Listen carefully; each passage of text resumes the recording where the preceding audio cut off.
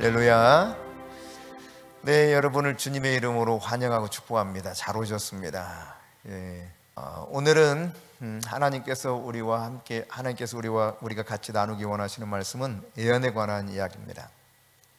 사도행전 2장 17절 18절 말씀을 먼저 함께 살펴보도록 하겠습니다. 사도행전 2장 17절 18절입니다. 사도행전 2장 17절 18절 함께 받들어있습니다. 하나님의 말씀하시기를 말세에 내가 내 영을 모든 육체에 부어주리니 너희의 자녀들은 예언할 것이요 너희의 젊은이들은 환상을 보고 너희의 늙은이들은 꿈을 꾸리라. 그때 내가 내 영을 내 남종과 여종들에게 부어주리니 그들이 예언할 것이요. 아멘. 네, 우리가 잘 알고 있는 요엘서 2장 28절 이하에 나오는 선지자 요엘의 예언의 말씀이 바로 이 사도행전 시대 마가의 다락방에 임했다고 하는 사실을 베드로가 설교하면서 인용한 내용이죠. 너무 잘 아는 말씀입니다. 하나님이 말씀하신 그때가 왔다는 것입니다. 말세에 내가 내 영을 부어주겠다, 쏟아 부어준다는 이야기예요. 마치 그냥 그 바켓으로 확 부어주듯이 그렇게 쏟아 부어주신다는 의미거든요. 그렇게 쏟아 부어줄 때에 자녀들이 예언을 한다. 여러분의 자녀들이 예언할 수 있는 놀라운 성령의 기름 부으심 안에 있다고 하는 사실을 여러분이 인정할 수 있기를 바랍니다. 왜냐하면 이것은 하나님의 말씀이기 때문에 그래요. 그런데 이 사실에 대해서 자녀들에게도 가르쳐야 되겠죠. 본인들은 성령과 무관하고 성령과는 별로 관계가 없는 것처럼 생각하고 살아갈 수도 있습니다. 그것은 다분히 부모의 책임일 수 있어요. 하나님께서 분명히 말씀하셨습니다. 자녀들은 예언할 것이요 청년들은 환상을 보고 또 아비들은 꿈을 꾸리라. 늙은이들은 꿈을 꾸리라 이렇게 했는데요, 아비들은 꿈을 꾸리라, 이것이 더 좋은 것 같아요. 늙은이들은 그러니까 좀 그렇잖아요. 나이가 이제 조금씩 들어가니까요, 그런 말 들으면 별로 그렇게 기분이 좋지 않더라고요. 여러분, 이것을 보면 모든 세대를 다 아울러서 성령이 기름 부어 주시고 성령의 은사가 활성화되도록 하신다는 말씀일 뿐만 아니라 특별히 예언, 환상, 꿈을 말씀하고 있는데요, 사실상 이것을 뭉뚱거려서 표현하면 예언의 영을 활성화시켜 주신다는 이야기입니다. 그러니까 말세의 특징 가운데 하나는 예언의 영이 굉장히 활성화된다는 사실이에요. 2014년 4월경인데요, 그때까지도 우리 서문수 전도사님이 결혼 5년차 우리 최송화 사모님하고 함께 살고 있을 때인데 임신이 되지 않고 있었습니다. 그래서 몇몇 분들은 아시지만 가짜 임신을 하게 된 경우도 있었어요. 그래서 임신된 줄 알고 좋아가지고 임신됐다고. 근데 정말 확인해 보니까 아니야. 헛구역질도 나고 막 임신의 모든 증상이 나타났는데 아닌 거예요. 너무 실망하고, 또 이제 그 무렵에 두 사람이 임신을 했습니다. 한 사람은 6째 애를 임신했나 5째 애를 임신했나, 5째 애를 임신했나 보네요. 5째 애를 임신하니까 그 사람이 6째까지 아이를 낳는데 5째 아이를 임신하니까 너무 못 견뎌하는 거예요. 왜 그러냐고 그랬더니 미워 죽겠대. 그 강권사님이 너무 미워 죽겠다는 거예요. 왜요? 그랬더니 아니 자기는 애가 하나도 안 생기는데 벌써 5째를 낳고 있으니 너무 미워 죽겠다는 거예요. 여러분, 이거 애를 낳고 싶은데 낳아보지 못한 여인의 심정을 아는 자만이 이해할 수 있는 대목입니다. 그래서 그런 와중에 또 나이벌처럼 생각했던 친구 집에 임신 소식이 전해진 겁니다. 어려서부터 늘 친구였지만 라이벌처럼, 본인은 그렇게 말하면 좀 기분 나쁠지 몰라요. 뭐 그 사람이 내 라이벌이었나 이렇게. 어쨌든 말이지, 약간 그런 분위기를 이렇게 누리고 살았었어요. 근데 그 집에도 이제 임신했다는 것입니다. 그러니까 더 못 견디고 자기는 안 되는가 보다 자포자기하는 심정, 어차피 나는 임신이 안 되려나 보다, 나는 애기 키울 자격도 없나 보다, 뭐 이런 여러 가지 자격지심까지 가지고 있을 때였어요. 그때 그게 4월인지 5월인지 최 목사님께서, 제가 기억하기로는 수요 예배를 마치고 기도하다가 이제 가기 위해서 일어났습니다. 그때까지 이제 서문수 전사님하고 최종환 사모님이 있었어요. 기둥쯤에, 여기 교회당은 아니고 저 당하동에 있을 때입니다. 저쪽 기둥에 있었죠. 저 무렵쯤. 그래서 이제 다가가더니 최 목사님께서 뭐라고 두런두런 이야기를 해요. 그런데 내가 무슨 이야기를 그렇게 했냐고 그랬더니 금년에 우리 송아가 엄마가 될 거예요 그러는 거예요. 에? 아니 임신도 안 했는데 무슨 엄마가 돼? 근데 집에 와가지고 내심 걱정이 되는 거죠. 그렇지 않아도 임신 때문에 굉장히 스트레스가 많잖아요. 가짜 임신도 해봤고 남이 임신하는 것 때문에 막 소가리도 많이 하면서 미워 죽겠어서 그것 때문에 또 하나님 앞에 울부짖으면서 기도하고 뭐 이런 상황들이 벌어졌거든요. 그래서 제가 좀 조심스러워가지고 아니 함부로 그렇게 말하면 안 되는 거 아닌가? 그랬더니 함부로 이야기한 게 아니라 성령님께서 그렇게 말씀하셨대요. 금년에 애엄마가 될 거라고. 그리고 이제 임신을 했고 진짜 임신이 됐고 본래는 이제 그 해에 태어날 수 없는 아이였습니다. 다음 해가 말하자면 2015년이 예정일인 거예요. 1월 달이. 그런데요 얘가 예정일보다 앞서서 나와버렸어. 보름 앞서서 나와서요 12월 14일 날 출산을 하게 되었습니다. 얼마 전 생일이었어요. 이제 만 7살이 된 겁니다. 여러분 하나님께서는 말세에 내가 나의 영을 부어주리니 자녀들이 예언을 하고 청년들이 환상을 보고 여기 표현대로 늙은이들은 꿈을 꾸리라. 남종과 여종에도 내가 내 영을 부어주리니 그들도 예언하게 되리라. 이와 같이 말씀합니다. 그러니까 여러분 먼저 이렇게 생각해야 돼요. 나는 예언은 나는 아니야. 이 생각부터 바꿔야 됩니다. 왜냐하면 하나님 말씀은 분명히 예언하게 된다고 하셨으니까. 아멘. 하나님의 말씀이 진리잖아요. 우리의 생각이나 우리의 느낌이나 우리가 일반적으로 알고 있던 상식이 아니라 진리의 말씀이 아멘이 될 수밖에 없는 거예요. 분명히 하나님은 그렇게 말씀하고 계신다는 사실이죠. 성령께서 지금 강하게 부어지고 있는 세대 속에 우리가 살고 있습니다. 그 가운데서도 그 결과 중에 하나로 나타나는 것 중에 하나는 뭐냐? 바로 이 예언의 은사 활성화되고 있는 것이죠. 이 예언이 오게 될 때 하나님께서 말씀으로 주실 때도 있어요. 또는 하나님이 꿈으로 주실 때도 있습니다. 뿐만 아니라 하나님은 환상을 통해서 예언의 계시를 주실 때가 있습니다. 예언이라고 하는 것은 성령께서 계시해 주시는 하나님의 마음, 하나님의 생각이에요. 성령 하나님께서 하나님의 마음이 어떤 것인가를 계시해 주셔요. 그게 예언이에요. 그러니까 하나님께서 하시는 말씀을 잘 듣고 그 계시를 적절한 때에 적절한 장소에서 바로 그 사람에게 말을 하는 것이죠. 혹은 공동체에게 이야기하는 겁니다. 예언은 그러니까 하나님의 본성과도 매우 밀접한 부분이 있는 것이죠. 하나님의 본성이자 하나님의 마음이 이렇게 넘쳐서 흘러나오는 것이 예언이에요. 우리에게 향하신 그분의 뜻, 이것을 우리에게 가르쳐 주시거든요. 여러분, 하나님은 자기의 백성들과 계속 대화하기 원하시는 분이라는 사실을 여러분 인정하십니까? 네, 하나님은 자기 백성들과 계속 이야기하고 싶어 하셔요.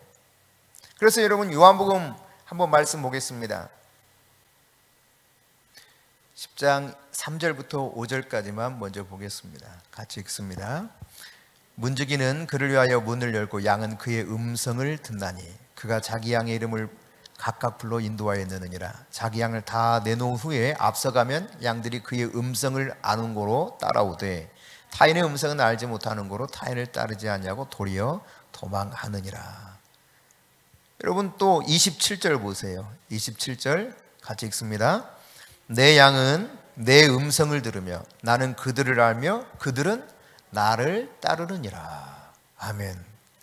예수님은 목자와 양으로 우리와 그분 사이를 우리에게 설명해 주고 계시고, 양이 목자의 음성을 듣는 것처럼 내 양은 내 음성을 듣는다 말씀하십니다.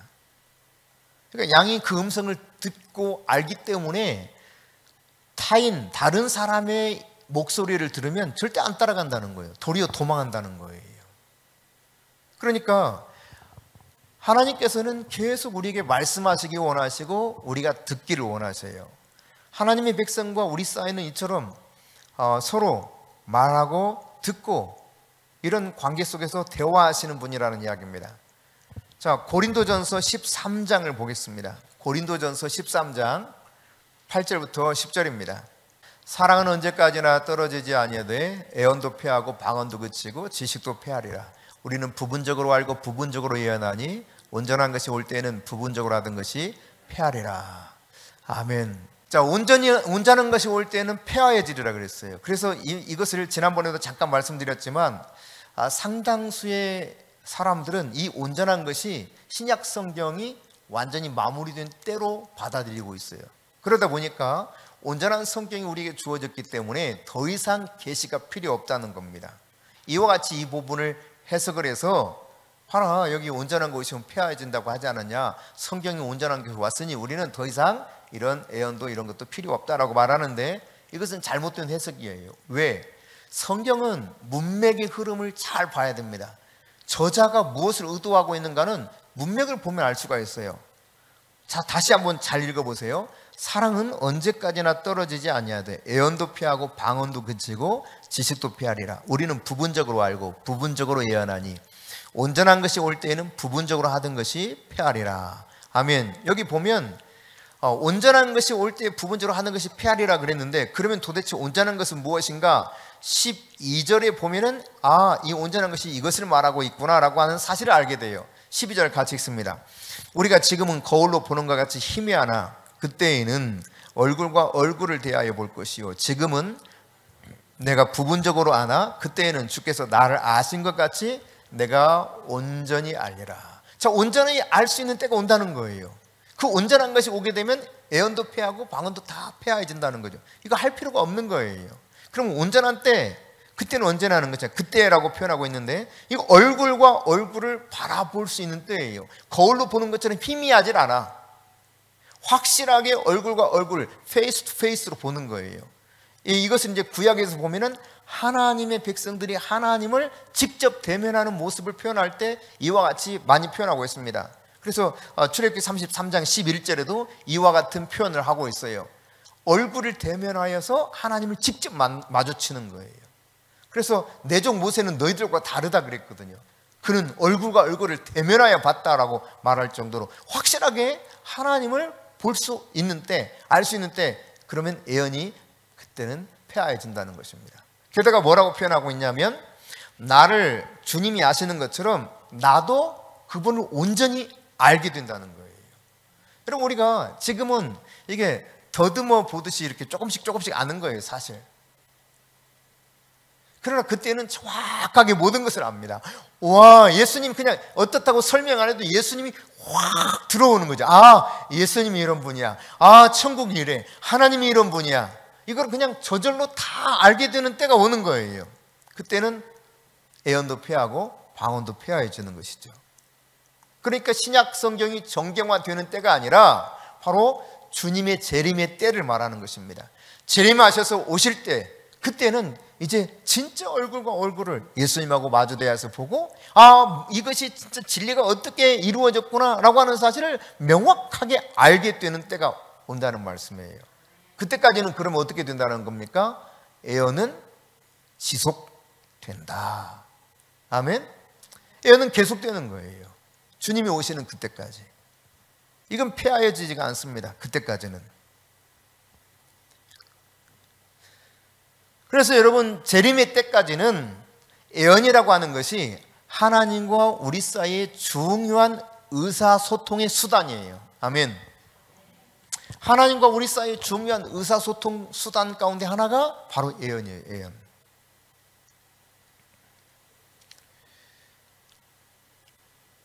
요한복음 10장 14절 말씀 한번 띄워주십시오. 다시 한번 읽습니다. 나는 선한 목자라. 나는 내 양을 알고 양도 나를 아는 것이. 요한복음 10장에 보면 바로 이런 표현들을 계속하면서 내 양이 내 음성을 듣는다라고 말하고 있죠. 그러니까 주님이 나를 알아요. 뿐만 아니라 나도 주님을 알아. 그렇게 알게 되어 있어요. 그러니까 성도가 주님의 음성을 듣고 주님을 아는 것은 당연한 거다라는 이야기입니다. 이것은 누구라도 막론하고 성도라면 다 동일하게 일상적인 일이 돼야 돼요. 주님의 음성을 듣는 것이. 목사님, 저는 주님의 음성을 못 듣는데요. 그러면 귀가 열려야죠. 귀가 있어도 못 듣는 사람 있잖아요. 예수님이 그랬잖아요. 귀 있는 자는 성령이 교회들에게 하시는 말씀을 들을지어다. 소아시아에 있는 7 교회를 향하여서 말씀하셨을 뿐만 아니라 공생의 사역을 하실 때도 종종 그런 표현을 하셨어요. 귀 있는 자는 들을지어다. 말씀을 선포하실 때, 그러니까 멀쩡한 귀가 있지만 듣지 못해요. 성령이 하시는 말씀을, 하나님의 말씀을 제대로 듣지 못하는 거예요. 분명히 주님은 내 양은 내 음성을 듣는다 그랬어요. 나도 알고 그도 안다는 거예요. 그러니까 우리는 들어야 정상입니다. 들어야 정상이고 이것이 일상적인 일이 돼야 비로소 우리가 진짜 주님 앞에서 온전하게 교제하면서 살 수 있다는 사실을 알게 돼요. 여러분, 이렇게 생각할 수 있어요. 아니, 아까 말씀드렸던 부분을 다시 잠시 이렇게 거슬러 올라가면, 아니, 하나님의 말씀이 완벽한데 구태여 예언이 또 필요합니까? 거기에 첨가돼야 될 이유가 있습니까? 라고 물을지 몰라요. 그러나 여러분, 성경의 계시와 예언의 계시는 완전히 다른 겁니다. 전혀 다른 거예요. 그러니까 성경 시대에도 여러분, 성경에 기록된 몇몇 예언의 내용들이 있지만 이 예언 말고도 수많은 예언이 있었을까요? 없었을까요? 많이 있었죠. 그러나 성경에 아주 부분적인 것만 기록이 되어 있어요. 그 당시 예언자 학교도 있었지 않습니까? 선지자 학교라고도 부르는.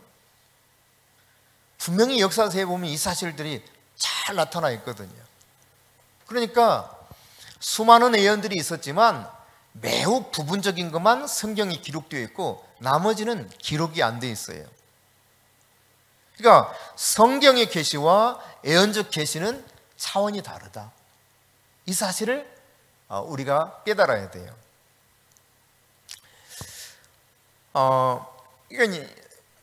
이 성경 안에 있는 말씀들은 하나님의 영감으로 기록되어 있습니다. 성령의 감동으로 기록되었다고 그랬죠. 디모데후서 3장 16절 17절에 같이 읽습니다. 모든 성경은 하나님의 감동으로 된 것으로 교훈과 책망과 바르게 함과 의롭 교육하기에 유익하니 이는 하나님의 사람으로 온전하게 하며 모든 선한 일을 행할 능력을 갖추게 하려 함이니라. 아멘. 그러니까 하나님의 모든 말씀은요, 성령의 감동, 영감으로, 영적인 감동으로 된 거예요. 반면에 예언이라고 하는 것은 얼마든지 실수할 수 있는 인간의 언어를 통해서 전달되는 것이 예언입니다. 차원이 달라요. 뿐만 아니라 성경은 성령의 감동, 즉 1차적인 저자가 성령 하나님이시기 때문에 성령이 어떤 오류도 없어요. 성경이 혼란스럽지도 않습니다. 매우 정확무호예요. 그러나 여러분, 예언이라고 하는 것은 온전한 것이 아닙니다. 그래서 고린도전서 13장 9절에도 보면 이렇게 표현하고 있죠. 우리는 부분적으로 알고 부분적으로 예언하니. 그러니까 예언이라고 하는 것은 매우 부분적인 거예요. 그럼 예를 들어서 이게 전체라면 그 중에 그냥 티끌만한 것이 되는 거죠. 성경과는 차원이 다른 거예요. 성경은 여러분 정확무오한 말씀이요 성령의 감동으로 되었기 때문에 충분히 100% 신뢰할 만합니다. 그리고 그 성경을 영원한 진리로 내가 모든 상황에 다 적용시키며 이 말씀을 그대로 가지고 가도 아무런 문제가 일어나지 않아요.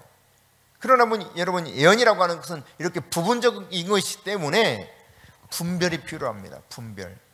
그래서 고린도전서 14장 계속 봅니다. 29절 같이 읽습니다. 예언하는 자는 둘이나 셋이나 말하고 다른 이들은 분별할 것이요. 뭐라고요?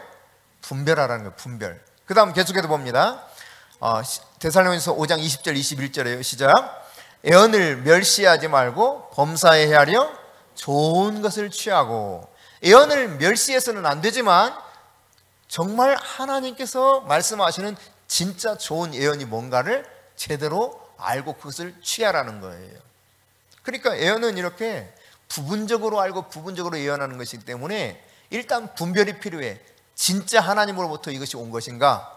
그리고 진짜 애언을 멸시하지 말고 되게 좋은 것을 탁 붙들어야 돼요.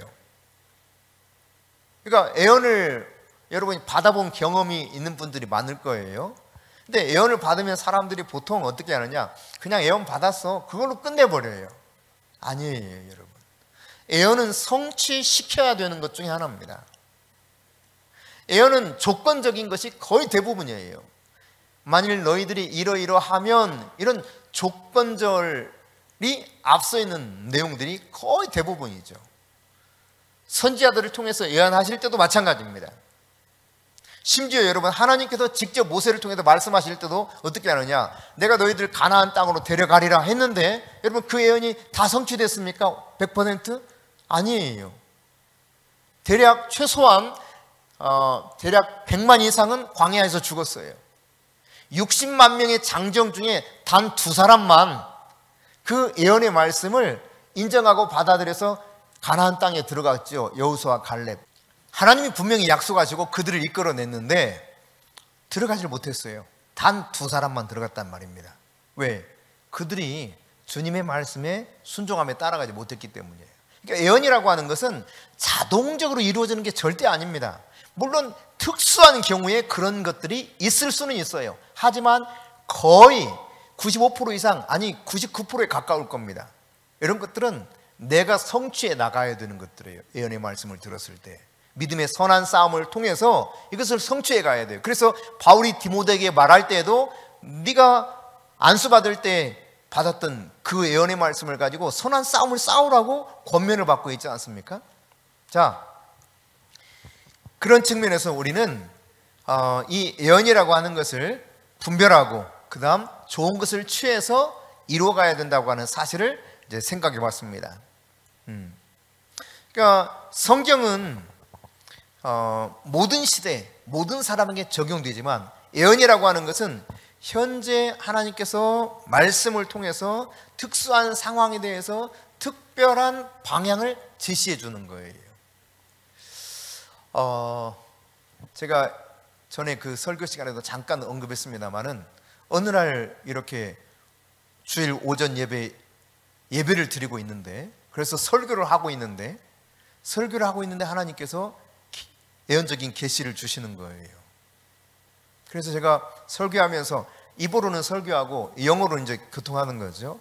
그러면서 하나님, 알겠습니다. 그거를 제가 꼭 이야기하겠습니다. 또다시 말씀하세요.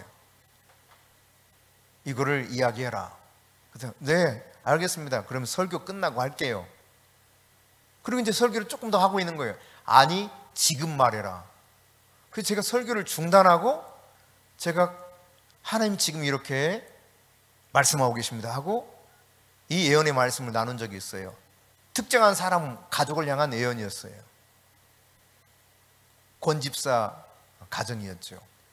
예. 하나님께서 지금 당장 집을 팔고 이사를 하라고 그러신다.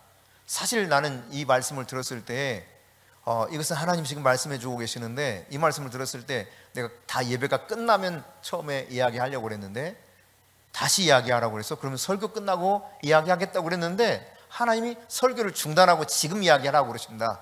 그래서 그 이야기를 했어요. 지금 하나님이 이렇게 말씀하셔서 말씀드리는데 급하다고 그러니까 빨리 집을 팔고 이사를 하십시오. 예배 끝나고 찾아왔습니다. 이전에도 그분들이 집을 안 팔고 기다리겠다고 했었죠. 물론. 근데 하나님이 정말 급하셨나 봐요. 그래서 그렇게 이야기를 건네줬어요. 나는 그냥 전달한 거예요. 예. 그렇지만 결국 이분들은 받아들이질 않았어요. 왜? 전철이 곧 들어오는데, 전철이 들어오면 틀림없이 집값이 뛸 텐데 그때 가서 팔고 와도 되는데 왜 목사님 그러십니까? 아니, 내가 그런 게 아니라 하나님이 그렇게 말씀하셨으니까 그건 알아서 선택을 해라. 전철이 들어왔습니다. 한 몇 개월 지났는지 1년 지났는지 정확히 제가 기억을 못 하겠어요. 그러나 전철이 들어올 무렵 어떤 일들이 벌어졌느냐? 경제적으로 엄청난 어려움이 우리나라에 임하기 시작하면서 집값이 한없이 뚝뚝뚝 떨어졌습니다.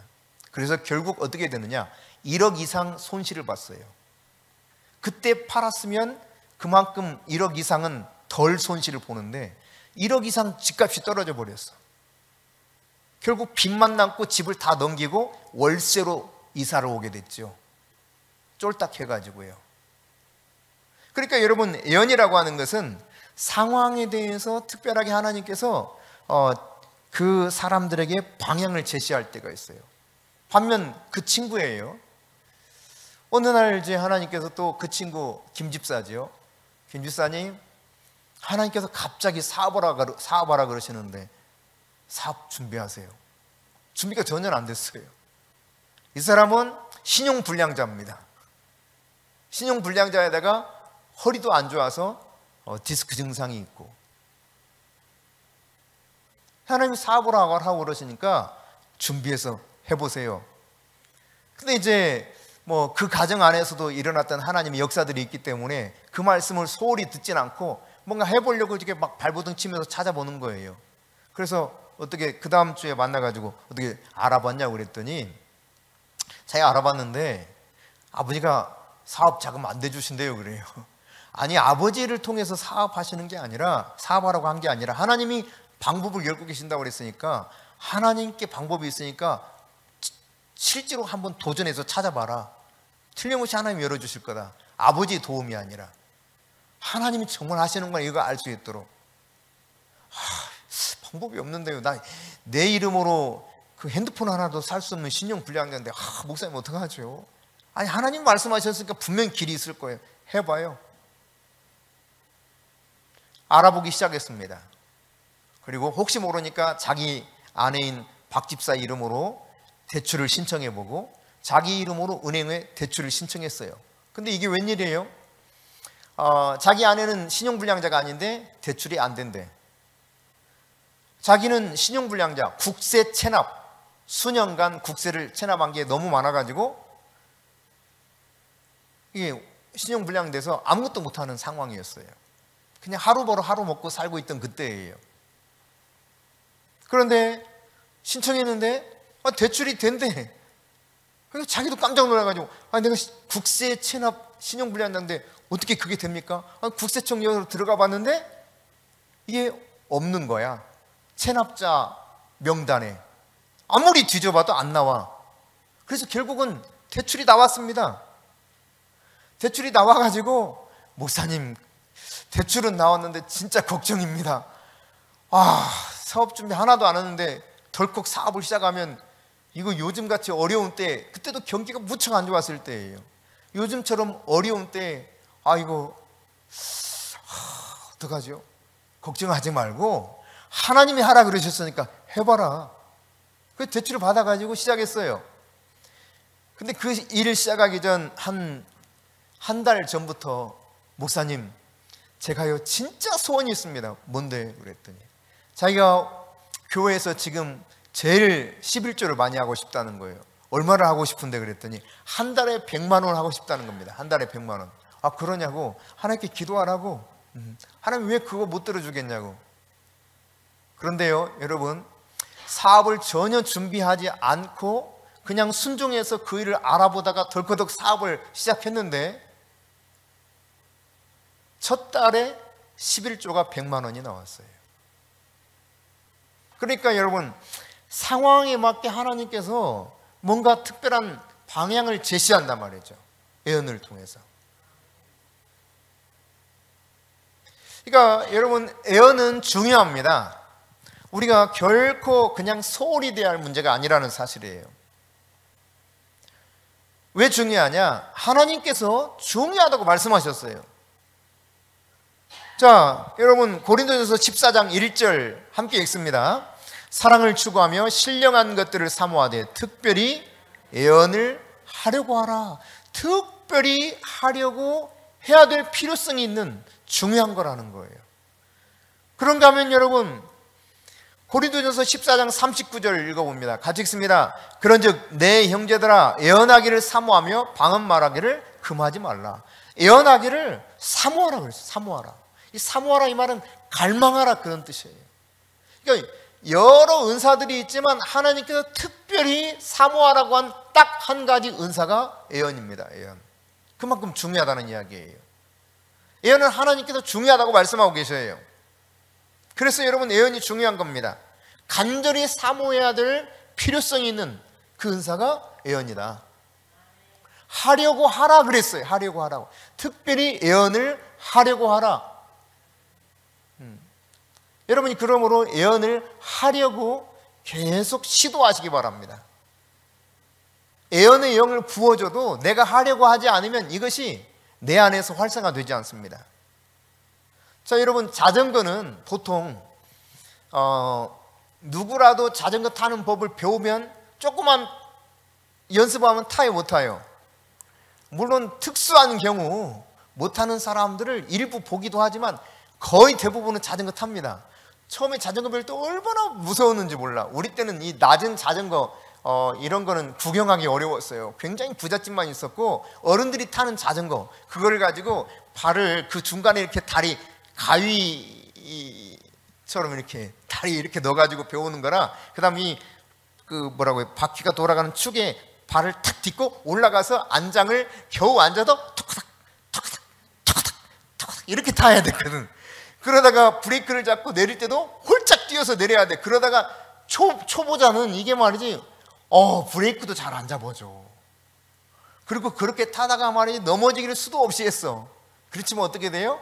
타게 돼요. 네. 연습하고 연습하다 보면 아주 능숙하게 탑니다. 나중에는요, 추울 때 탁 호주머니 다 집어넣고 발만 열심히 굴러도 잘 가. 방향도 싹 몸으로 다 틀어. 네, 제가 중학교, 고등학교, 대학교 때 다 자전거를 타고 다녔어요. 비가 와도 싹 호주머니 다 씹어놓고 쫙 하면 몸으로 탁탁 하면 탁 틀어. 지금 타면 또 잘 못할 거야. 워낙 안 탄 지 오래돼가지고요. 이게 활성화가 안 돼 있단 말이야. 이해됐어요? 네, 자꾸 연습을 하면 활성화가 돼. 잘 타게 돼. 브레이크 잡을 때만 손이 들어가지 나머지는 그냥 슉슉슉 다 집어넣고. 요즘 그렇게 타면 굉장히 위험하죠. 요즘은 차들이 워낙 많아가지고. 물론 그때도 차는 많이 다녔지만 지금처럼 많이 다니지는 않았으니까. 어쨌든 애언을 특별히 하려고 하라. 그러니까 이게 활성화돼. 자꾸 사용을 해야 활성화하게 되는 겁니다. 아멘? 이렇게 하나님께서 정말 중요하다고 말씀하고 있어요. 갈망하면서 간절히 사모하면서 이것을 하려고 해라. 이렇게 하나님이 말씀합니다. 두 번째로 중요한 이유는 하나님께서 애언을 통해서 우리의 인생의 방향을 제시해 주셔요. 자, 마태복음 1장 20절, 2장 12절, 13절, 19절, 22절 계속해서 읽습니다. 같이 읽습니다. 이 일을 생각할 때 주의 사자가 현몽하여 이르되 다윗의 자손 요셉아 내 아내 마리아 데려오기를 무서워하지 말라. 그에게 잉태된 자는 성령으로 된 것이라. 자, 현몽에서 가르쳐 주죠. 너 이렇게 가야 돼. 마리아 데려오는 거 걱정하지 말고 데려와. 지금 이제 결혼하기 전인데 임신 소식이 들렸잖아요. 바로 그때예요. 자, 그 다음 그들은 꿈에 헤롯에게로 돌아가지 말라 지시하심을 받아 다른 길로 고국에 돌아가니라. 동방박사들 이야기죠. 그 다음 그들이 떠난 후에 주의 사자가 요셉에게 현명하여 이르되 헤롯이 아기를 찾아 죽이려 하니 일어나 아기와 그의 어머니를 데리고 애굽으로 피하여 내가 내게 이르기까지 거기 있으라 하시니. 빨리 도망가라고도 말씀하고 있어요. 피하라. 그 다음 헤롯이 죽은 후에 주의 사자가 애굽에서 요셉에게 현몽하여 이르되 22절 그러나 아켈라오가 그의 아버지 헤롯을 이어 유대의 임금됨을 듣고 거기로 가기를 무서워하더니 꿈에 지시하심을 받아 갈릴리 지방으로 떠나가. 다시 계속 어떻게 인생을 살아가야 될 것인지 그 방향을 제시해 줘요. 그래서 여러분 예언이 중요한 겁니다. 세 번째, 이 예언의 말씀은 하나님의 능력을 풀어놓게 돼요. 하나님이 하나님의 생명을 막 풀어놓는 것이 예언입니다. 임신하게 될 거야, 엄마가 될 거야 라고 했을 때 이미 하나님은 일하고 계셨던 거예요. 저희가 이제 개척을 하고 한 몇 년째인지 정확히 기억이 나질 않지만 한 5, 6년 됐나 어쨌나 그 무렵이었을 거예요. 저하고 이제 최 목사님께서 한 세미나에 참석한 때가 있습니다. 그래서 그 세미나를 듣는 중에 거기 강사로 오신 분이 그 강사로 오신 분의 사모님이 예언적인 기름 부심이 굉장히 강하셨어요. 아주 유명한 분이셨어요. 브렌다 사모님이라고. 이분 이제 예언을 쭉 하시는 거예요. 저희 부부에게 예언을 쭉 해주셨는데 예언한 내용 가운데 한 가지가 이런 거였어요. 너희 자녀들로 인하여서 염려하지 말아라. 너희 자녀들은 내가 키워주마. 하나님이 책임져 주마. 이렇게 말씀하셨어요. 근데 사실상 그때 당시에 어떤 것도 해줄 수가 없었어요. 그냥 애들이 그냥 밥 먹고 학교 다니는 정도 외에는 아무것도 할 수가 없었습니다. 지금도 가끔 생각하면 가슴 아픈 일 중에 하나가 개척하기 전에 애가 이제 태권도 도장을 좀 다녔는데 몇 달 다녔는지 잘 기억이 안 나. 하여튼 2달만인가 더 가면, 한 달인지 2달인가 더 가면 검은 띠, 이거 일품이라 그래요? 일품을 따게 된대. 그러니 그것만 좀 다니게 해달라는 거예요. 근데 이게 너무 가슴이 아픈 거야. 이걸 보낼 수가 없는 거야. 이걸 보낼 수가. 그래서 내가 우리 수근이한테 수근아 미안해. 야 진짜 보내주면 좋겠는데 보낼 수가 없어. 미안하다. 그리고는 결국은 못 보냈어요. 예. 가끔씩 그게 생각나요. 아무것도 해줄 수가 없었습니다. 그런 와중에 있었기 때문에 아이들은 똑똑한데 뭘 어떻게 뒷받침을 해줄 수가 없는 거야. 우리가 해줄 수 있는 게 오직 기도해 주는 것밖에, 이거밖에 없었어요. 그렇다고 애들하고 같이 막 시간을 많이 보내면서 애들을 돌봐줄 수 있는 그런 상황도 못 됐어요. 그냥 교회에 올인하고 있었기 때문에. 그때 한별이가 중학교 들어갔나? 그랬나요? 아마 그랬을 거예요. 입학할 때 1등으로 들어갔는데 시간이 쭉 흘러가는 동안 점점 성적이 떨어지는 거야. 그러니까 막 부모로서 이게 너무 안타까운 거죠. 그래서 도대체 왜 안 되지? 왜냐면 우리 때는 학원 안 다녀도 됐어. 다 과외 받고 학원 다니는 애들도 있었지만 대부분은 안 했어. 그래도 다 웬만한 다 이렇게 공부만 할 만큼 하고 다 갔어요. 수업 시간에 잘 들으면 다 이해되고. 근데 수업 시간에 안 가르쳐 준대. 이미 너희들 학원에서 배웠지 하고 그 다음 진도를 나간다는 거예요.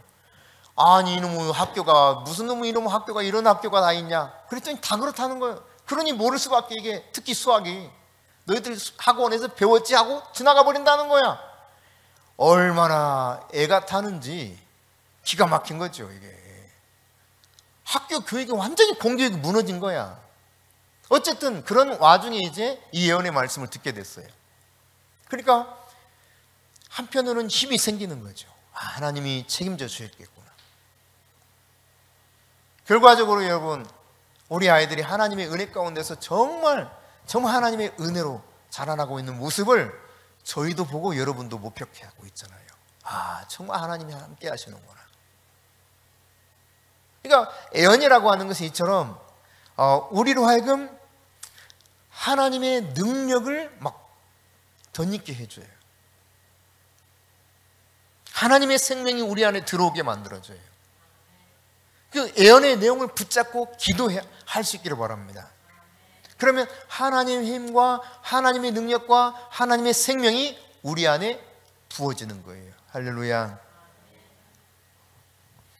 여러분, 성경에서 우리가 유익을 얻기 위해서는 어떻게 해야 되느냐면 성경의 말씀을 내가 받아들여야 돼. 그리고 그 말씀이 어떤 뜻인지 해석이 돼야 돼. 이 말씀이 이런 거구나. 거기서 끝나면 안 돼요. 이 말씀을 내 삶에 적용해야 성경 속에서 진짜 유익을 얻을 수가 있습니다.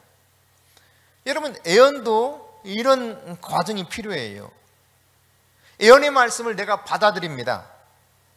그런 다음 해석하고 적용해야 되는데 이 해석과 예언의 말씀 받아들인 이 중간 단계에 한 과정이 더 필요해요. 그게 뭐냐면 분별하는 거예요. 분별. 아까 말씀드렸죠?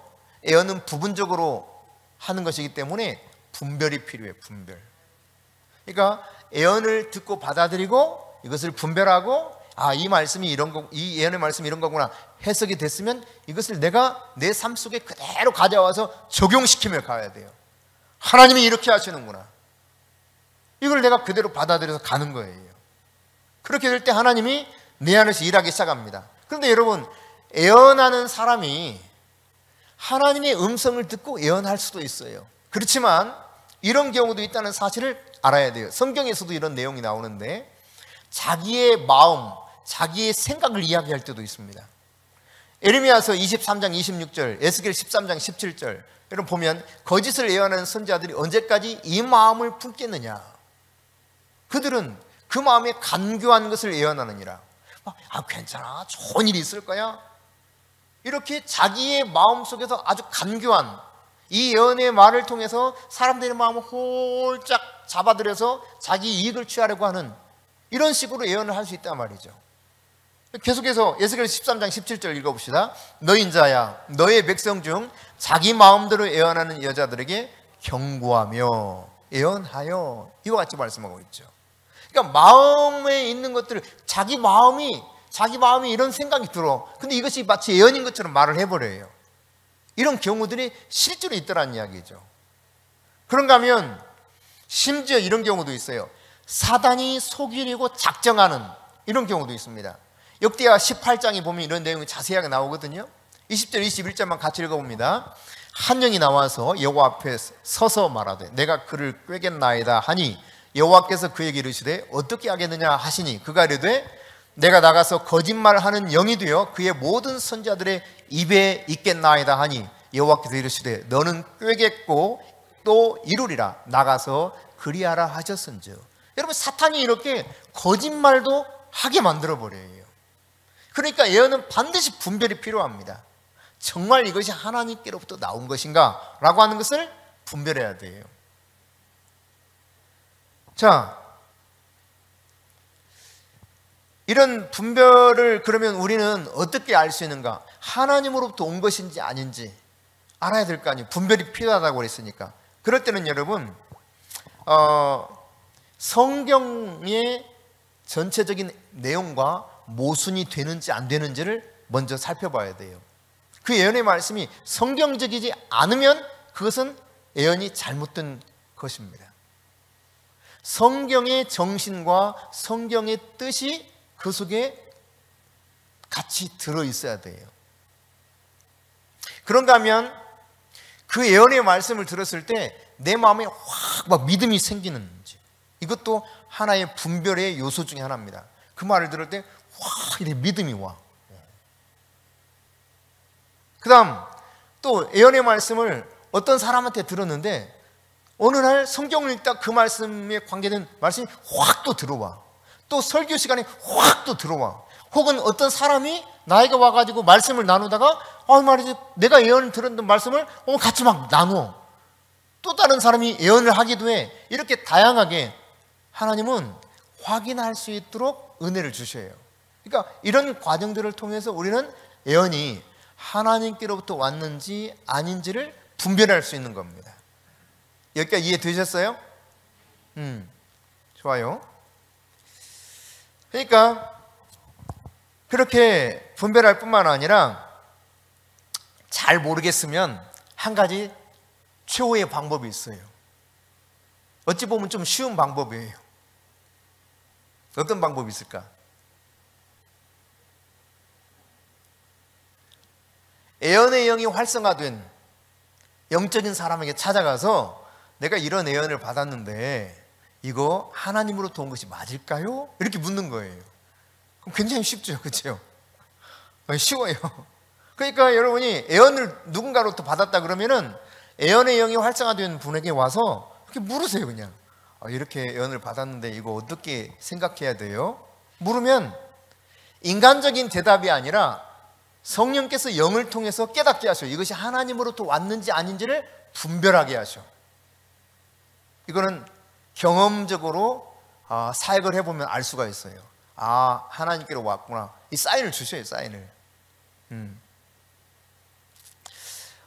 저희 후배가 매월 우리 교회에 이렇게 헌금을 해주고 있다 그랬잖아요. 근데 그 후배가 한 번에 이제 우리 유빈이가 유학 떠나기 직전인가 공부하다 와선가 하여튼 그 무렵에 자기 여행을 한번 하고 미국에 가고 싶다는 거야. 국내 여행을. 그래서 어디 가고 싶은데 그랬더니 통영을 가고 싶대. 그래? 그럼 잘 됐네. 뭐 아빠 그 후배한테 그 숙소 하나 잡아주라 하면 되겠다. 그래가지고 연락해서 야 우리 딸이 통영을 구경하고 싶다네. 그랬더니 그럼 형님 오세요. 제가 그 펜션 잡아드릴게요. 그래서 아주 펜션 좋은 데를 이렇게 잡아줬어요. 수영장이 딸린 아주 고급 펜션, 바다가 착 내려다 보이고. 그래서 이제 거기 있다가 이 친구가 이제 저를 이제 차에 태우고 같이 갔나? 차를 태우고 이렇게 나하고 최목사님하고만 같이 갔나 보구나. 수근이하고 유비는 그냥 숙소에 있고 이렇게 가면서 형 내가 지금 약국 하나 더 인수하려고 하는데 여기가 지금 병원이 들어설 자리인데 어떠냐고 물어요. 여기 약국 혹시 들어가도 되겠냐. 근데 여러분 하나님의 영이 말씀하실 때가 있고 그렇지 뭐 안 할 때도 있죠. 그러니까 내 생각을 이야기할 수 없는 거예요. 정확히 내가 모르겠지만 그러나 성령께서 이곳에 이 땅에 임재하고 계신다 해도 될 것 같다. 굉장히 하나님이 지금 기름 부어주시는 땅이다. 그리고 이제 또 한 군데를 또 데려가요. 그래서 여기는 별로 그렇게 사인이 안 오는데 그러고 이제 지나갔어요. 근데 그 당시 형편으로 봐서는 내가 성령께서 사인을 주신다는, 임재하신다는 이 땅에 대해서는 굉장히 부정적이었어요. 왜냐하면 복잡한 상황이 막 얽히고 설켜가지고 과연 여기에 대형 병원이 들어설 수 있을까? 계산으로 안 맞는 거야 이게. 그래서 결국은 거기를 안 들어갔어요. 근데 나중에 이야기하더라고. 한 6개월인가 7개월인가 지나가지고 형 근데 그때 말했던 거 정확하더라? 뭘 말하는 거야? 그랬더니 거기가 병원이 너무 잘 된다는 거예요. 거기 그때 들어갔어야 되는데.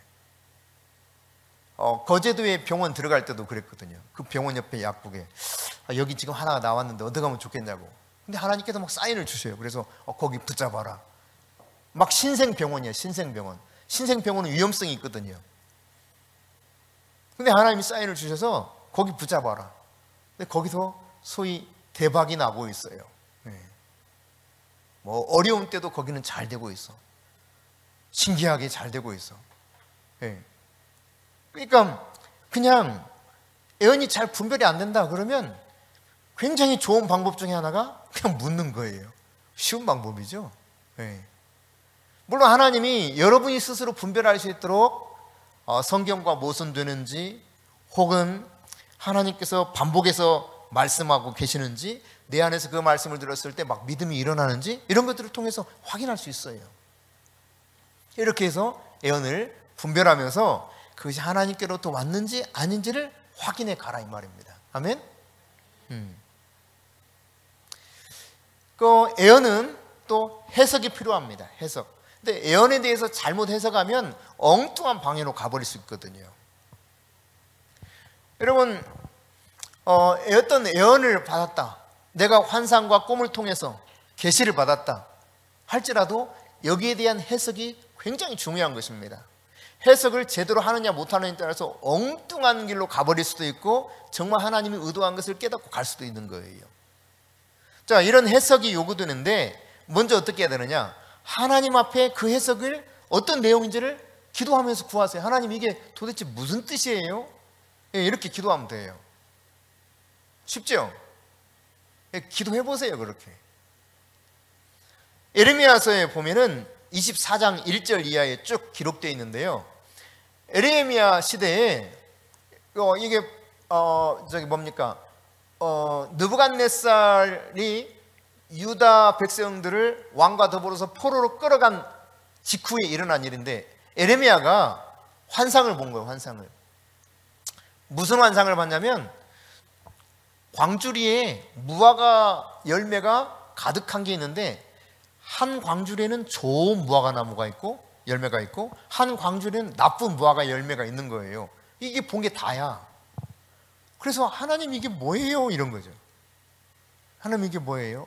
그러니까 여러분이 애언적인 꿈이나 환상, 어떤 계시의 말씀을 들었을 때 이것을 소홀히 여겨서는 안 돼요. 여러분 단순하잖아요. 그냥 광주리만 보였을 뿐이야. 거기에 무화과 좋은 거 있고 하나는 나쁜 거 있고 그냥 지나칠 수 있어요. 근데 하나님은 아주 중요한 메시지를 지금 주고 있단 말이죠. 근데 하나님께서 이것을 해석해 주십니다. 어떤 뜻이라고 해석해 주고 있냐면, 좋은 무화과 나무 열매가 가득한 광주리는 내 말을 듣고 바벨론으로 포로로 끌려간 사람들에 대한 이야기다. 그들을 내가 거기서 잘 살게 하다가 다시 이 땅으로 돌아오게 해가지고 그들을 통해서 아주 잘 되게 만들 거다.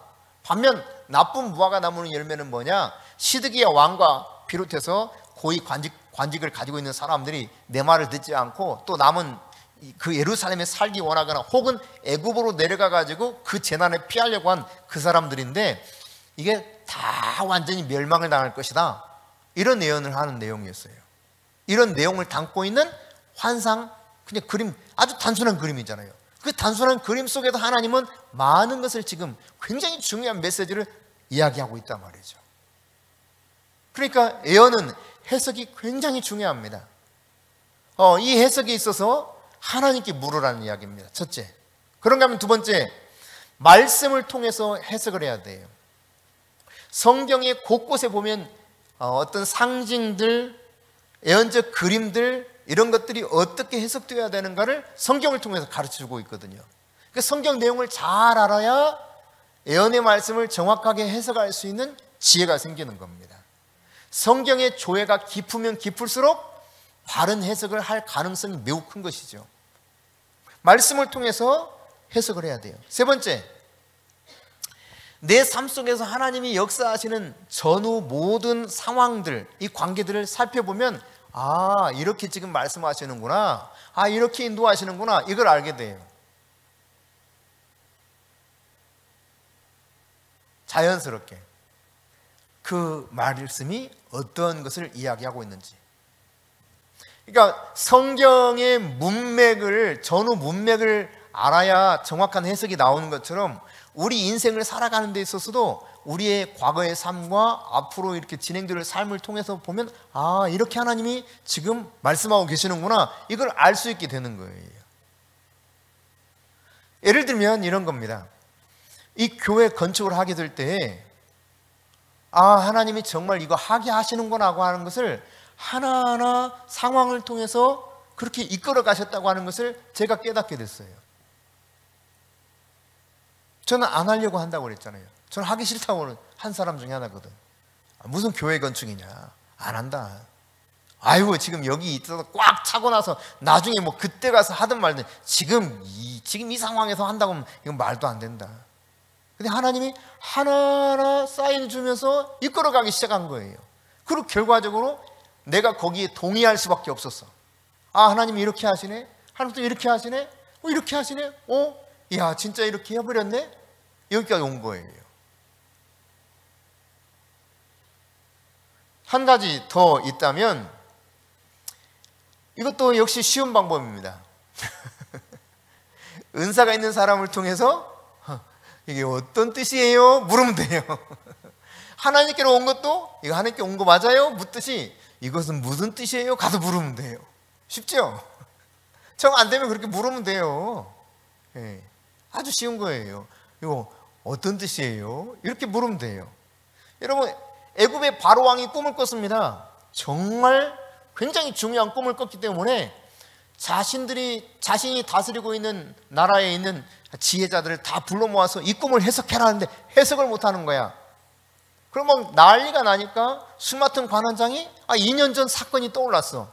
자기가 감옥에 갇혔을 때 그 유대인 종이, 히브리에서 온 노예가 감옥 속에 같이 있었는데 자기 꿈을 해석했을 뿐만 아니라 그 당시 같이 감옥에 있었던 떡 맡은 관원장의 꿈도 해석했던 게 떠오른 겁니다. 그래서 그 친구 아주 기가 막히게 꿈 해석하던데요, 제가 이래 했어요. 그러니까 그래, 당장 데려와, 이렇게 된 거죠. 그래서 바로의 꿈을 해석하지 않습니까? 그 꿈을 해석함으로 말미암아 일약 국무총리로 엄청난 승진을 하게 되는 역사가 이루어졌었죠. 이거 모르면 그렇게 부르면 돼요. 여러분 다니엘서 2장 우리가 주일날 살펴봤지만은 2주 전에 살펴봤지만 거기 보면 바벨론의 왕 느부갓네살이 꿈을 꾸잖아요. 근데 이 꿈도 아주 특이한 꿈이었어. 그래서 다 불러 모아가지고 막 꿈 내용을 말해라 해석해놔라 하는데 아무도 못하잖아요. 다 죽여라 하는데 다니엘이 잠깐만 시간 주세요. 그리고 하나님께 그 꿈의 내용을 묻고 하나님께 뜻을 물어서 왕에게 다 이야기하죠. 이로 인해서 다니엘은 최고로 높은 고위 관직에 오르게 되는 이런 일도 있었습니다. 그러니까 모르면 활성화되어 있는 분에게 가가지고 이것이 무슨 뜻일까요? 이렇게 물으면 돼요. 쉽죠? 정 안 되면 그렇게 하면 되는 거예요.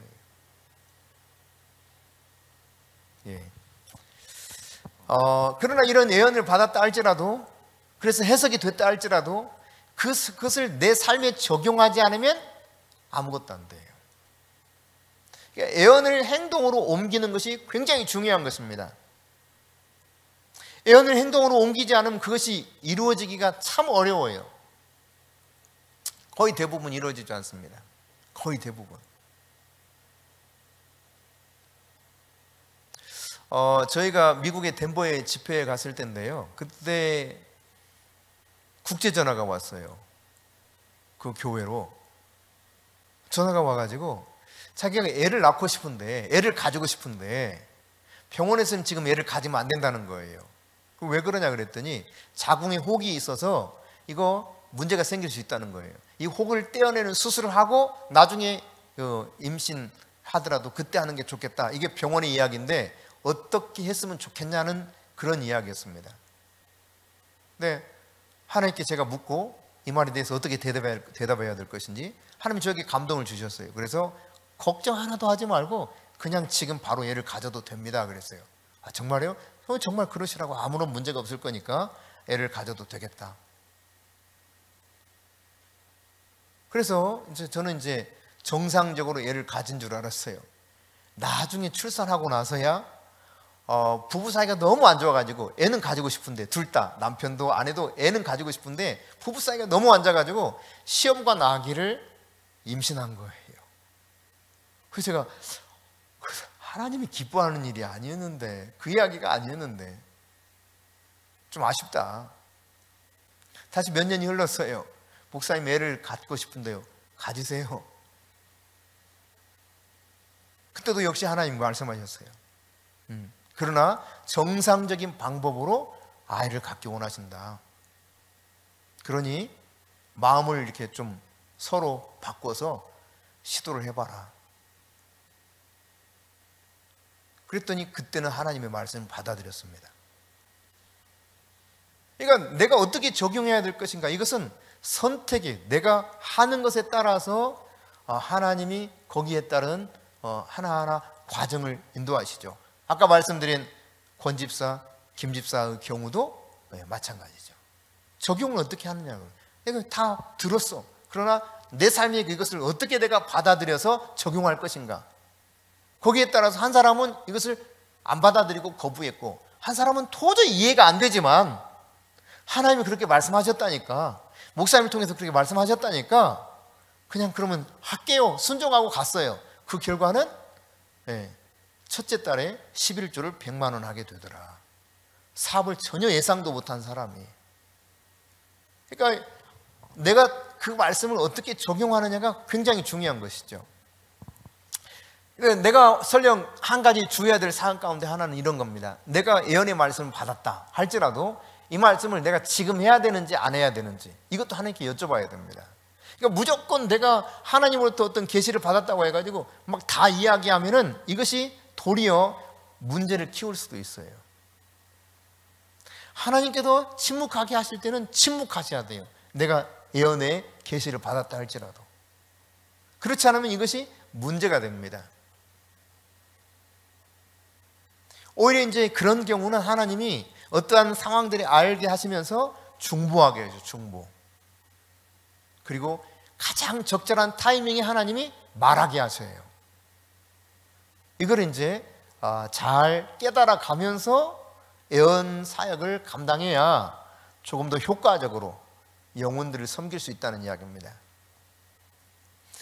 성경에서는 분명히 예언의 목적을 이야기하고 있죠. 고린도전서 14장 3절인데요. 같이 읽어볼까요? 그러나 예언하는 자는 사람에게 말하여 덕을 세우며 권면하며 위로하는 것이요. 자, 세 가지 목적을 가지고 있다는 거예요. 첫째, 덕을 세운다. 그러니까 주 안에서 덕을 세워가는 거예요. 건강하게 그 영혼을 세워주는 역할을 해요. 그런가 하면 두 번째로 권면한다 그랬어요. 그러니까 이것은 그 사람에게 용기를 불어넣어 가지고 하나님이 주신 사명을 완수할 수 있도록 그렇게 해주는 거예요. 그게 예언의 역할 중에 하나예요. 예언의 목적 중에 하나예요. 하나님 그렇게 말씀하시고 계시니까 저희가 굉장히 어려웠을 때입니다. 여러 가지로 힘든 상황 가운데 있을 때 뭐 복합적으로 일들이 막 벌어지고 있었죠. 그때 CIA 론사카 사도가 예언을 했는데 저에게 예언을 했는데 하나님께서 아주 지금 목사님이 굉장히 어려운 시즌을 통과하고 계신 것을 보여주는데 하나님은 이미 목사님이 승리했다고 말씀하십니다. 이러더라고요. 굉장히 힘이 생기더라고요. 이미 그것에 대해서 다 응답하셨다는 거예요. 이게 말하자면 내가 가야 될 방향을 더 잘 가도록 하나님이 나에게 용기를 심어주는 거죠. 물론 실제로 그 일이 눈앞에 탁 이렇게 도래되어서 나타날 때까지는 한 6년 걸렸어요. 6, 7년 걸렸어요. 이게 도대체 언제 응답이 되는 거야? 다 응답됐다는데 현실로는 언제 나타나는 거야? 한 6, 7년 지나서 그게 현실로 나타나더라고요. 내가 아무것도 안 해도 하나님이 이것을 다 해놓으시고 정리해서 하나님이 딱 끝을 내놓으시는 거예요. 그렇지만 그 시기에 하나님이 저에게 말씀을 해주셔서 하나님 응답하시는구나. 더 용기를 가지고 계속 하나님이 이끄시는 대로 사명을 향해서 갈 수 있었던 거죠. 그런가 하면 여러분, 예언은 위로하는 거예요. 그러니까 하나님의 사랑과 능력을 풀어놔서 상처받은 사람을 위로해 주는 것이 예언입니다. 이것이 이제 일반적인 예언의 목적입니다. 그렇지만 특별히 하나님께서 예언의 영을 깊이 활성화시켜 가지고 예언자의 사명, 선지자의 사명을 주신 분들이 있어요. 그런 분들은 이런 영역을 뛰어넘어서 예언을 하게 되는 경우가 있다는 사실을 여러분 또 그것도 깨달아야 돼요. 인정해야 돼요. 그러니까 예언의 일반적인 차원과 조금 더 하나님께서 기름 부어서 예컨대 에베소서에 보면 모든 사람이 사도이겠느냐, 모든 사람이 선지자이겠느냐 이렇게 표현할 때 그 선지자의 영을 받은 이런 사람들의 예언은 훨씬 더 높은 차원, 그리고 우리의 그 삶에 대해서 미리 하나님이 말하게 하셔요. 앞으로 이런 일들이 일어날 것이다 라고 하는 것들을 말하게 하시는 경우들이 있다는 사실이죠.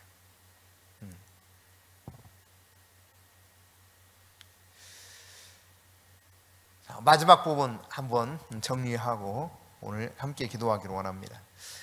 예언함에 있어서 좀 불안한 것들이 사실입니다. 이거 예언을 이렇게 해도 되는가? 이런 불안함. 내가 예언을 하는 것이 정말 안전한가?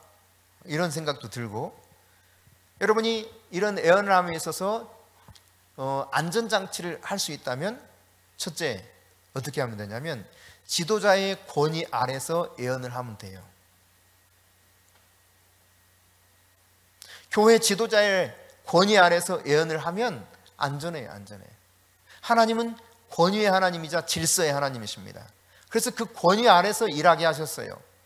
예컨대 여러분 역대상 25장에 보면은 1절 이하에 쭉 해서 마지막까지 어떤 모습이 나오냐면 다윗 왕이 그 당시 노래하는 자들, 그러니까 찬송하는 찬양대를 조직합니다.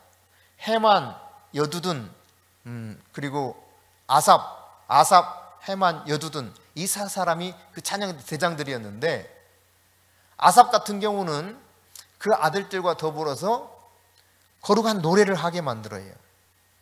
신령한 노래, 이것을 하게 만드는데 성경에 보면 이 신령한 노래에다가 이를 이렇게 달아놨어요. 관주를. 그리고 이를 내려가서 보면 뭐라고 되어 있냐면 이것은 예언이다 이렇게 말하고 있죠. 그러니까 아삽의 자녀들은 특별히 찬송하면서 예언의 영을 받았습니다. 그런데 이들은 누구의 지도를 받게 되어 있느냐? 성경 그렇게 말하고 있죠. 아삽의 지도를 받아야 될 것이다. 그런가 하면 이제 헤만이라고 하는 사람이 나오는데 이 헤만은 선견자다 그래서 선견자. 그러니까 선지자 중에서도 선견자는 이 뭡니까? 환상이 활성화된 선지자예요. 눈으로 이렇게 보는 것이 활성화된 선견자. 저는 그런 쪽은 아닙니다. 최 목사님이 이제 이 예언의 부분에 있어서는 저보다 훨씬 활성화되어 있으니까. 그러니까 선견자, 헤만은 선견자였어요. 그 자녀들은 뭐 하는 사람이느냐? 나팔을 부는 사람들이었습니다. 근데 아무 때나 막 마음대로 나팔을 부는 게 아니라 이 자녀들이 헤만의 지도를 받아서 나팔을 불게 했어요. 그러면서 찬양하게 했습니다. 자, 그런가 하면 여두두는 그 아들들에게 하나님이 신령한 노래를 또 하게 만들었는데 뭘 하면서 하게 만들었냐? 수금을 타면서, 오늘날로 말하면 하프를 연주하면서 하나님의 그 아름다움을 찬송케 했어요. 그런데 이들도 마음대로 하는 것이 아니라 누구의 지도를 받겠어요? 여두둔의 지도를 받아가면서. 그런데 여기에 또 곁들여서 성경은 말합니다. 아삽, 여두둔, 헤만은 왕의 지위를 받아야 된다. 지도자의 권위 아래서 이 모든 것이 진행되는 거예요. 그러면 안전해요. 보호를 받을 수 있어요. 아멘? 네. 여러분이 그러니까 예언의 영이 여러분 중에서도 다른 사람에 비해서 활성화되는 사람이 있을 수 있어요. 그때 간혹 이렇게 될 수 있어요. 내가 예언의 영을 받았으니까 목사님은 내 말 들어야 돼. 그거 아닌 거예요. 예언의 영을 받았다 할지라도 지도자의 권위 아래서 이것들을 사역하는 방법을 배워나가야 됩니다. 그래야 안전한 거예요. 그게 하나님의 방법이에요. 마지막으로 이 안전장치 중에 하나가 뭐냐면 항상 겸손해야 됩니다. 우쭐할 수 있거든요. 예언의 영이 내 안에 활성화됐을 때. 그래서는 안 되는 이유 중에 하나는 무엇인가? 예언은 결국 고린도전서 13장에도 우리가 살펴봤듯이 13장 9절에 부분적으로 아는 것에 불과해요. 따라서 이것도 게다가 분별해야 되는 거잖아요. 분별. 제가 지금도 이제 아직 정확히 분별되지 않은 것 중에 하나가, 제가 받은 예언 중에 하나가, 그분은 전 세계에서 선지자로 알려진 분 중에 한 분입니다. 그분이 저에게 예언을 해주셨는데 당신은 사업을 하게 될 것이다 그랬어요. 사업. 그래서 그 첫 사업 아이템이 미국이 될 것이고 그 첫 사업 아이템이 대박이 날 거다. 당신 주변에는 백만장자가 여러 명이 보인다. 제 주변에 잘 있으면 백만장 될지 몰라요.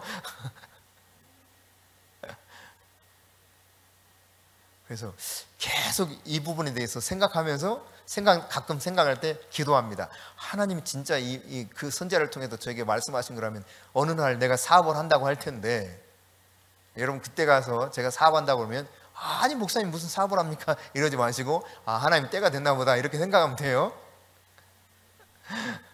모르죠. 몰라요. 지금도 몰라요.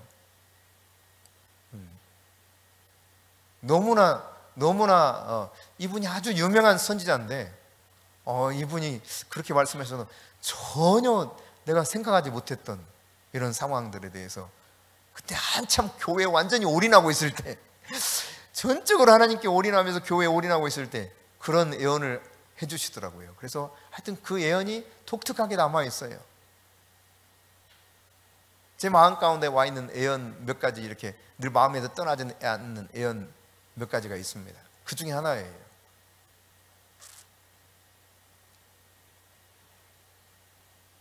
예언은 여러분 부분적이에요. 부분적. 그게 완벽하고 온전한 것이 아니에요. 그러므로 애언하는 사람은 항상 겸손해야 돼. 그래야 안전해. 애언 성취의 그 필요한 과정, 그리고 애언이 성취되는 때도 우리는 잘 몰라요. 아까 제가 말씀드렸잖아요. 이분도 꽤 유명한 사도인데 이분이 저한테 애언할 때 이미 하나님이 응답하셨다, 다 이 문제를 해결했다, 얼마나 제가 기쁘던지. 근데 그것이 실제로 내 눈앞에 실현되어서 나타날 때는 한 6, 7년 지났다니까요. 그때서야 이렇게 해결되네, 이걸 그때 알게 됐으니까요. 그때를 정확히 알 수가 없어요. 많은 애언자들이 저에게, 사도와 선지자들이 저에게 애언해 주셨습니다. 당신의 교회가 보인다고, 새로운 건물이라고. 근데 그 애언 이후로 한 10여 년 지났나? 조금 더 지났나? 그리고 이 교회당에 서게 된 거예요. 그러니까 우리는 부분적으로 아는 겁니다. 그리고 어떻게 진행되어 갈 것인지, 그때는 언제인지 정확히 알지를 못해요. 물론 정말 하나님께 탁월한 선지자 기름을 부어서 예레미야에게 70년이 차면 다시 이 땅에 돌아올 것이다 말씀하고 있는 것처럼 이런 경우들도 있어요. 430년이 차면 이렇게 돌아오게 될 것이다 아브라함에게 말씀하셨던 것처럼 이런 경우들도 있습니다. 그래서 척피어스 같은 경우도 앞으로 몇 개월이 굉장히 중요하다, 그렇게 해서 나중에 정말 실제로 막 강에 홍수가 일어날 것이고, 그 미국의 이 무슨 강인지 지금 강 이름 기억이 안 나는데, 이 강에 홍수가 날 것이고, 엄청난 홍수가 날 것이고, 이 강에 불이 날 것이다. 그러나 미리 준비하고 지금부터 깨어서 기도하는 사람들은 이런 모든 재앙에서도 완전히 자유롭게 될 것이다. 그게 40일이구나, 40일. 앞으로 40일이 중요하다 그랬습니다. 이 말을 듣고요, 실제로 새벽 3시부터 6시까지 기도하는 사람들이 있었어요. 그 말을 가슴에 두고. 근데 이 사람들은 40일 이후에 진짜 뉴스에서 그 내용이 나오는 거 보게 됐습니다. 홍수로 엄청나게 막 강이 범람해 버렸어. 그런데 막 여러 가지 떠내려오다가 어떤 일이 벌어지느냐, 커다란 물건들로 막 떠내려오잖아요. 그러다가 가스관에게 퍽 부딪히면서 가스관이 폭발하면서 강이 불이 나버렸습니다. 이로 엄청난 피해를 입었어요. 그런데 신기하게도 이 사실에 대해서 이 척피어스 선지자의 말을 듣고 기도했던 교회 성도들에게는 일체의 피해가 가지 않았다는 사실이에요. 이처럼 정확하게 이렇게 예언적 기름 부으심 안에서 차원 높은 애언을 하시는 분도 이 세상에는 많이 있다. 여러분이 잘 몰라서 그렇지 실제로 존재한다는 이야기입니다. 자, 오늘 우리는 이 정도까지는 아직 아닐 수 있어요. 여기에 또 그런 사람이 생길 수도 있습니다. 주 목사님 향해서 어떤 분이 예언하기를 한국의 신디 제이콥스가 될 것이다 이렇게 예언을 하셨어요. 근데 어쨌든 여러분이 분명한 것은 하나님의 음성을 들을 줄 아는 것이 정상적이다. 그리고 따라서 예언을 하려고 했으니까, 특별히 예언을 하려고 하라 그랬으니까 이 하나님이 중요하게 생각하고 있는 것이니까 자꾸 예언을 하려고 해라. 연습이 필요하다는 이야기예요. 예언자 학교가 있었어요. 구약시대에도. 어떤 분들은 이렇게 말합니다. 아니, 예언을 연습한다고요? 예, 연습이 필요합니다. 하려고 하라 그랬어요. 선지자 학교, 예언자 학교가 있었습니다. 이런 부분에 있어도 분명히 성경적이에요. 그럼에도 불구하고 사람들은 이런 것들을 배제시키려고 하죠. 그렇지 않아요. 예언의 영이 깊이 와서 그냥 확 깨달아지는 경우도 있지만 하려고 하면서 조금씩 활성화되기 시작해요. 저도 처음에 예언을 아무도 할 수 있다고 하는 사실에 대해서요 받아들이기 어렵더라고요. 왜? 나한테는 그 믿음이 안 오니까. 성경을 그렇게 쓰여 있는데 목사님도 예언할 수 있어요 그러는데 그래, 성경을 그렇게 쓰여 있는데 진짜 그렇게 할 수 있을까? 이게 확 와닿지 않더라고요. 근데 일단 해보래. 저한테 먼저 하시던 분들이 일단 해보래. 목사님 해보세요. 그러면 돼요. 어떻게 해야 돼요?